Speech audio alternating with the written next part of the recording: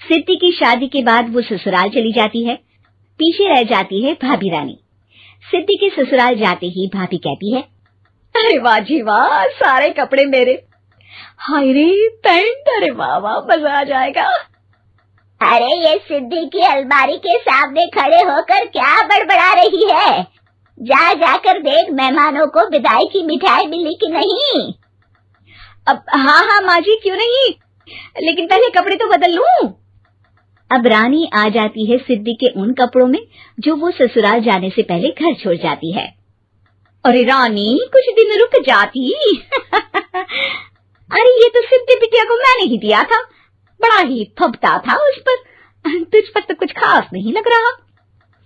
अब वो ना मेरे सारे कपड़े गीले थे तो सोचा पहन लूं। वैसे भी सिद्धि को कौन सा भी पुराने आउटडेटेड कपड़ों को पहनना है। वैसे भी ये सूट तो मैंने तभी पहना था, वैसे खास है भी नहीं ये।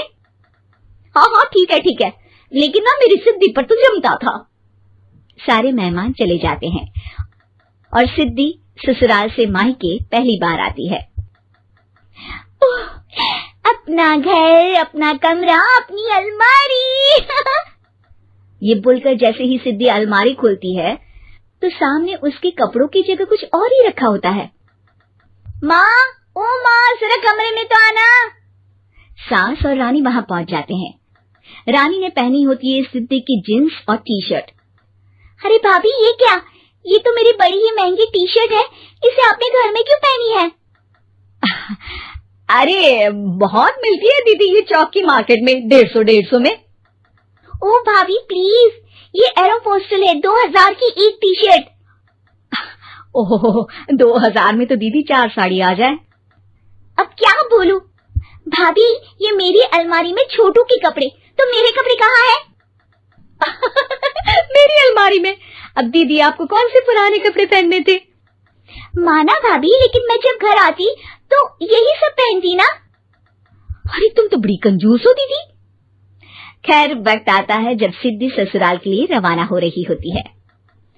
अरे रानी, अंदर से सिद्धि का गिफ्ट ले आ, लड़की पहली बार ससुराल से मायके आई है। रानी अंदर जाती है और एक सिंपल सी साड़ी लेकर बाहर आ जाती है।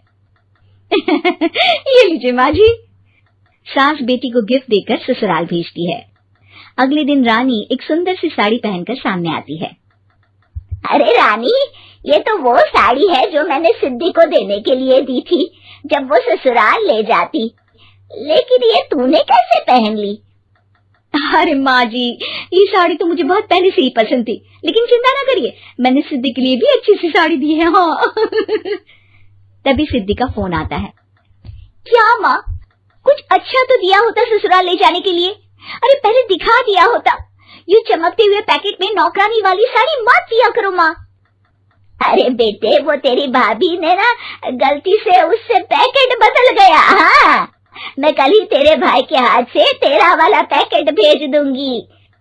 अरे रहने दो माँ, आई एम श्योर भाभी ने अभी वही साड़ी पहनी होगी जो तुमने मेरे लिए रखी थी। तुम तो समझ नहीं पाई उनको। खैर छोड़ो, मैं ज्यादा बोलती अच्छी नहीं लगती, रहने दो, आपको उन्हीं के साथ रहना है, फिर बात करेंगे। सास को रानी पर गुस्सा आ जाता है। वो उसके कमरे में जाती है जहाँ वो शादी का एल्बम देख रही होती है। रानी, मार्केट जाकर एक ऐसी ही साड़ी लेकर आ, कल प्रतीक जाकर सिद्धि के घर दे आएगा। अरे क्यों माँ जी, कितनी साड़ी देनी है दीदी को? यहाँ कोई सेल लगी है क्या? अरे चुप कर, मेरे बेटी के हिस्से की साड़ी खुद पहन ली, अब ज्यादा ज्ञान बांट रही है। एक दिन सिद्धि का फोन आता है। माँ, मेरी सास ने आप सबको खाने पर बुलाया है। सारे लोग सिद्धि के ससुराल पहुँचते हैं। खाना खाकर वो लोग निकल रहे होते हैं कि सिद्धि की सास सभी को गिफ्ट देती है। अरे बहन जी, बेटी के घर का खाना खा लिया, यही बहुत है जो आप ऊपर से गिफ्ट भी दे रही है। अरे बहन जी, आप भी कहाँ इन बातों पर विश्वास कर रही हैं। सास सभी को गिफ्ट देती है, लेकिन रानी को जो साड़ी देती है वो अजीब सी हरे रंग की, लाल रंग की बड़ी छाप वाली होती है। अरे छी, ये कौन पहनेगा? सासू माँ को तो जरी वाली इतनी सुंदर, और मेरे लिए ये नौकरानी वाली। अरे भाभी, दरअसल मैं जब भी घर आती थी आप वापसी में ऐसी ही साड़ी देती थी ना, तो माँ ने सोचा कि आपको आपकी पसंद की ही साड़ी क्यों ना दी जाए। बेचारी रानी, बोलती भी तो क्या। सिद्धि और सास रानी का चेहरा देखकर हंसने लगती है, तो रानी समझ जाती है कि अपने ही बिछाए जाल में वो फंस चुकी है।